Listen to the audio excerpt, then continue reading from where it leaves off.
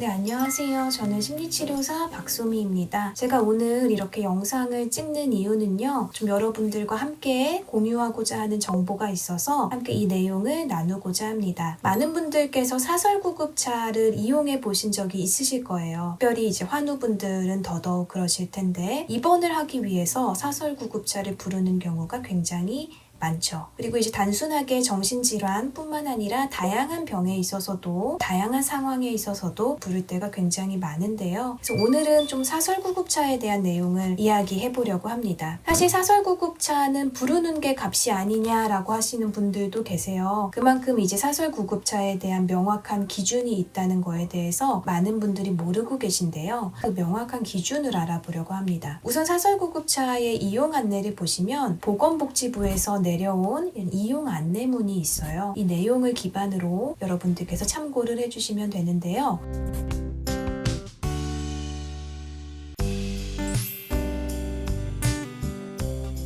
구급차 같은 경우에는 일반 구급차, 특수 구급차로 나눠볼 수가 있어서 그거에 따라서 이제 명확하게 가격을 지불해야 하는 그 금액표가 나와 있습니다. 하지만 사설 구급차가 워낙 다급하고 급한 상황에 부르는 거다 보니까 이제 많은 분들께서 이런 가격 같은 것을 체크하지 못하고, 그리고 이제 정확한 정보들을 전달받지 못한 채 그저 사설 구급차를 부르고 거기서 부르는 대로 비용을 지불하시는 경우가 대다수라고 해요. 그래서 이러한 경우를 조금 막고 우리 여러분들도 현명한 소비자로서 이러한 이용 안내가 있다는 것을 알려드리기 위해서 이 자리에 나왔는데요. 제가 무조건 어떤 부분에 대해서 알아야 된다라고 하기보다는 이러한 부분이 불법입니다 라는 걸 먼저 알려드리려고 합니다. 우선은 위약품, 의료 장비, 처치 비용이 있었으니 돈을 더 주세요 라고 말하는 것은 불법입니다. 그리고 어떠한 왕복이나 대기 비용, 그리고 시외 비용을 요청하는 경우에도 불법입니다. 어떤 분께서는 이제 집 앞에서 사설구급차가 1시간 정도를 대기했다고 해요. 그래서 1시간의 대기 비용을 달라는 요청을 받았다고 하는데요. 환자 이송 시에 이제 이송 처치료는 환우가 실제로 탑승을 하고 이동한 거리를 기준으로 산정합니다. 그래서 환우가 탑승하지 않은 채 대기했다고 해서 대기 비용을 요구하거나 추가로 다른 비용을 계속 요구하는 경우에는 불법이 되겠죠. 그리고 카드 수수료나 보호자 탑승료를 또 추가적으로 요구하는 경우는 불법입니다. 이런 내용은 이제 보건복지부에서 만든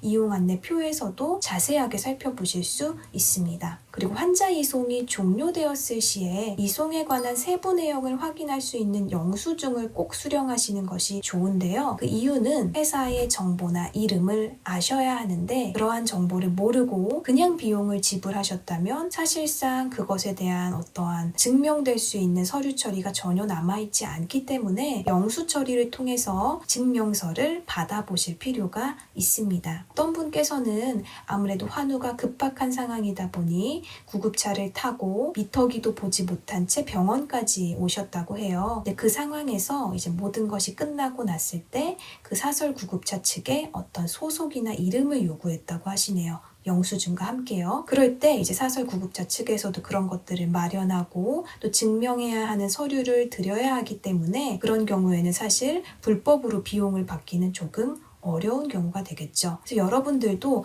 아무래도 좀 다급하고 급한 상황이시기는 하겠지만 영수증을 받는 거, 그쪽에 소속이나 이름을 묻는 것 정도는 아무래도 필요하지 않을까 싶습니다. 많은 이제 사설 구급차 분들은 굉장히 정직하고 정상적인 방법으로 아마 하고 계실 거예요. 하지만 일부의 사설 구급차 측에서 불법으로 행하는 부분이 있기 때문에 저도 이런 부분을 다시 한번 명시하고자 영상을 찍었고요.